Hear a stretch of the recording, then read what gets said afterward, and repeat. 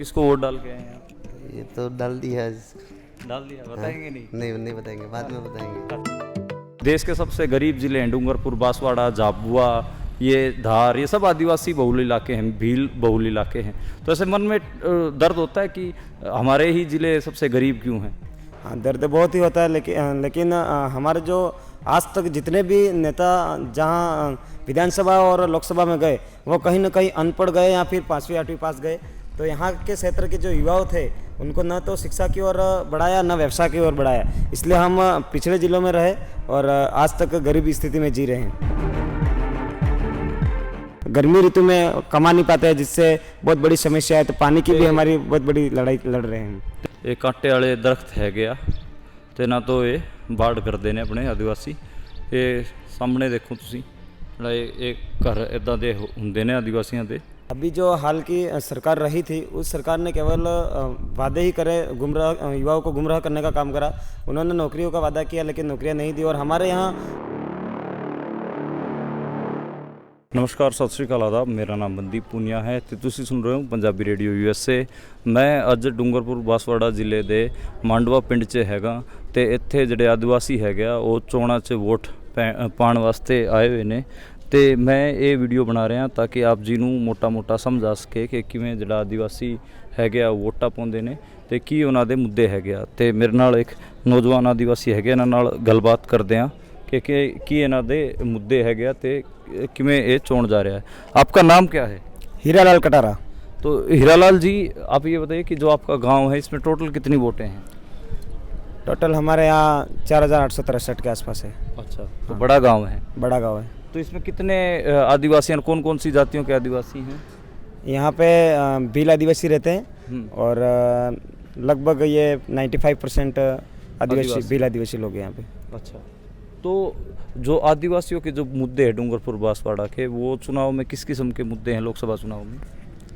आदिवासियों के जो मुद्दे हैं अभी इस क्षेत्र के जो मतलब युवाओं की जो मांग है, हाँ, जो बड़े लेवल की बात करें तो जनसंख्या अनुपात में आरक्षण, और दूसरा ये जो जल जंगल ज़मीन की लड़ाई है, और इसके अलावा संस्कृति इतिहास की जो बात करें तो अभी जैसे ये भारत आदिवासी पार्टी बनी है तो इस पार्टी से जो नेता चुनकर आगे जा रहे हैं, अभी पिछली बार विधानसभा चुनाव में गए तो वो कहीं ना कहीं बेधड़क आवाज़ उठा रहे हैं, तो अधिकतम लोग उस पार्टी की तरफ आकर्षित हो रहे हैं। जी, असी थोड़ा पिंड भी देखना चाहोगे, असी मतलब हम आपका गांव भी देखना चाहेंगे। उससे पहले मैं एक बार थोड़ा जो यहाँ पर वोटिंग हो रही है, जो औरतें वोट करने आई हैं, आदिवासी औरतें जो और लोग वोट करने आए हैं, तो मैं दिखा देता हूँ, फिर आप मुझे अपना गाँव दिखाइएगा। जी, तुसीं देख सकते हो कि लाइन लगी हुई है तो लोग इत्थे जिहड़े आदिवासी हैगे वोट पाण वास्ते जा रहे हैं तो महिलावां भी खड़ियां ने लाइन 'ਚ।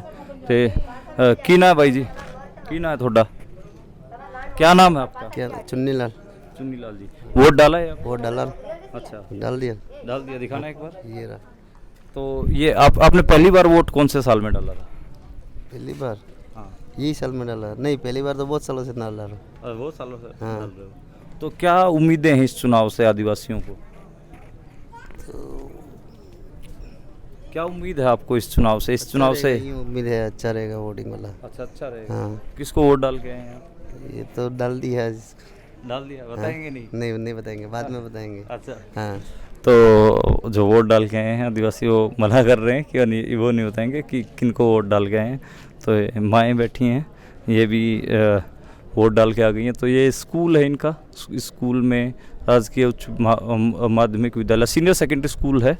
और क्योंकि ये पिंड जड़ा हैगा ये वड्डा हैगा, इस करके इत्थे सीनियर सेकेंडरी स्कूल भी हैगा।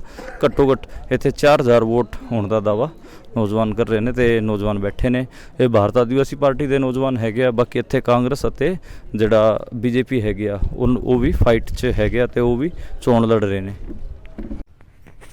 तो तुसीं ये जो देख रहे हो अरावली दी पहाड़ियां ते जिहड़े खेत बने हुए ते लोकां ते घर बने हुए, ये हीरालाल कटारा होना दा पिंड है। तो हीरालाल कटारा होरी जी मैनू अपने स्कूल की छत ते लेके आए ने पिंड दिखाने वास्ते। तो ये तुसीं देखोगे तो जिहड़ी केले की छत हुंदी है टाइलों की, वो छत लोगों ने बनाई हुई है। दोवें थां ते फसलन हैगी आ ते खेत भी बनाए हुए ने। जिहड़ी बाड़ हैगी आ वो एक इत्थे जिहड़ा ट्रेडिशनल दरख्त हैगा रुख है वो तो की हुई है। तो ਉਹਦੇ ਬਾਰੇ भी ਅਸੀਂ समझाएंगे। अच्छा कटारा जी आओ एक बार यहाँ आओ आप, मेरे को ये बताओ जो खेतों की आपने ये बाढ़ कर रखी है, हाँ हाँ, ये कौन सा पेड़ है? इसको यहाँ पे हमारे स्थानीय भाषा में थुएर बोलते हैं। तुअर।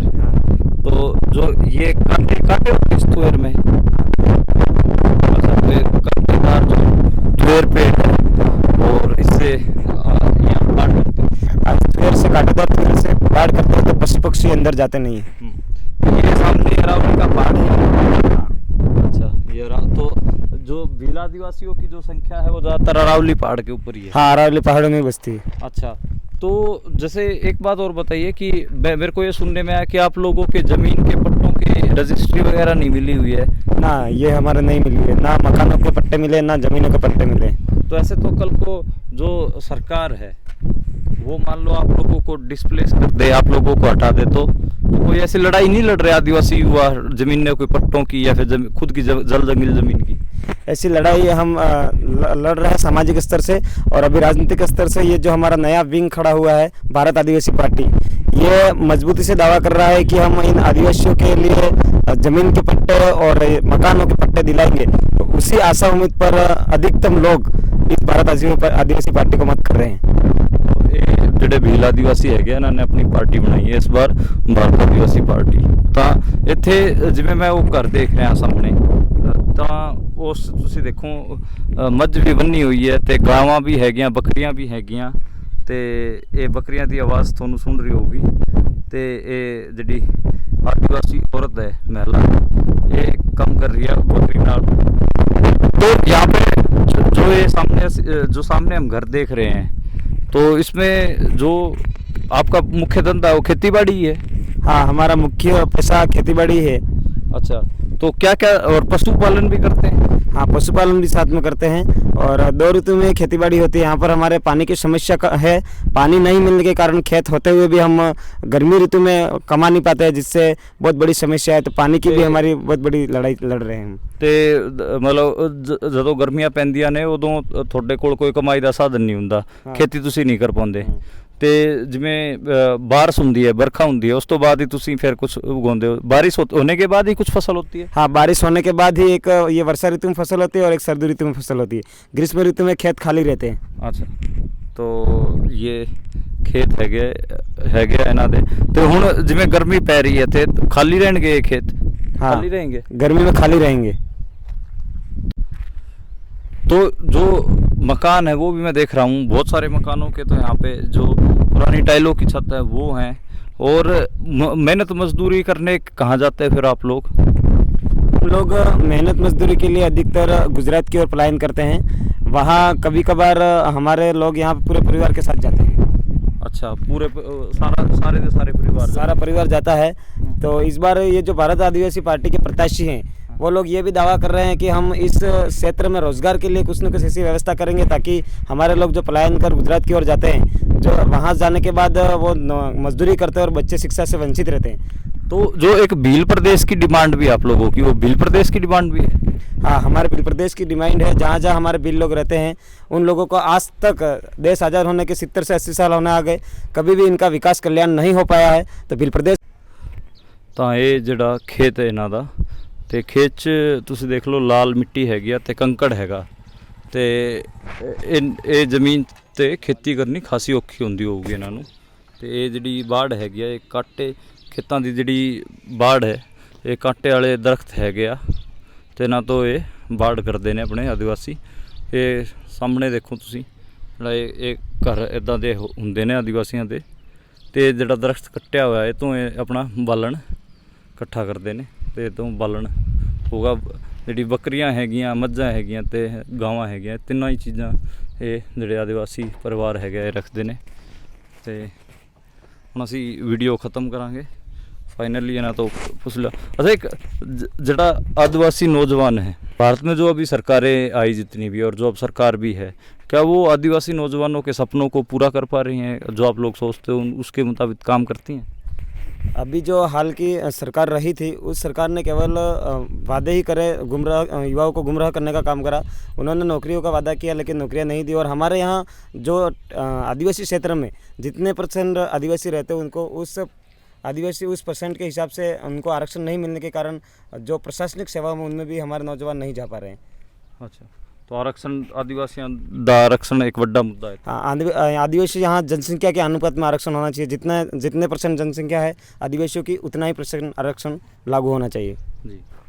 ਤਾਂ ਇਹ ਕਹਿ ਰਹੇ ਨੇ ਕਿ ਜਿਹੜਾ ਮੇਨ ਸਟਰੀਮ ਦੇ ਜਿੰਨੇ ਅਫਸਰਸ਼ਾਹੀ ਹੋ ਗਿਆ, ਹੋਰ ਚੀਜ਼ਾਂ ਹੋ ਗਈਆਂ, ਉਹਨਾਂ 'ਚ ਇਹਨਾਂ ਮੁੰਡਿਆਂ ਦਾ, ਆਦੀਵਾਸੀ ਮੁੰਡਿਆਂ ਦਾ ਰਿਪਰੈਜ਼ੈਂਟੇਸ਼ਨ ਘੱਟ ਹੈ, ਤੇ ਇਸ ਕਰਕੇ ਇਹਨਾਂ ਨੂੰ ਰਿਜ਼ਰਵੇਸ਼ਨ ਮਿਲਣੀ ਚਾਹੀਦੀ। ਤੇ ਇਹ ਤੁਸੀਂ ਸਾਹਮਣੇ ਦੇਖੋਗੇ ਤੇ ਇਹ ਘਰ ਹੈਗਾ, ਤੇ ਇਹ ਜਿਹੜੀ वार्ड है, अखबारों में छपता है कि देश के सबसे गरीब ज़िले हैं डूंगरपुर, बांसवाड़ा, झाबुआ, ये धार, ये सब आदिवासी बहुल इलाके हैं, भील बहुल इलाके हैं। तो ऐसे मन में दर्द होता है कि हमारे ही ज़िले सबसे गरीब क्यों हैं। हाँ, दर्द बहुत ही होता है, लेकिन हमारे जो आज तक जितने भी नेता जहाँ विधानसभा और लोकसभा में गए, वो कहीं ना कहीं अनपढ़ गए या फिर 5वीं 8वीं पास गए। तो यहाँ के क्षेत्र के जो युवाओं थे उनको न तो शिक्षा की ओर बढ़ाया, न व्यवसाय की ओर बढ़ाया, इसलिए हम पिछड़े ज़िलों में रहे और आज तक गरीबी स्थिति में जी रहे हैं। ਤਾਂ ਇਹ ਜਿਹੜੇ ਆਦੀਵਾਸੀ ਹੈਗੇ ਆ, ਇਹਨਾਂ ਦੇ ਜ਼ਿਲ੍ਹਿਆਂ ਦੇ ਵਿੱਚ ਜਿਹੜੀ ਗਰੀਬੀ ਦੀ ਸਥਿਤੀ ਹੈ, ਤੇ ਕਮ ਕਰਨ ਵਾਸਤੇ ਵੀ ਇਹਨਾਂ ਨੂੰ ਗੁਜਰਾਤ, ਬੰਬੇ ਜਾਣਾ ਪੈਂਦਾ ਹੈ।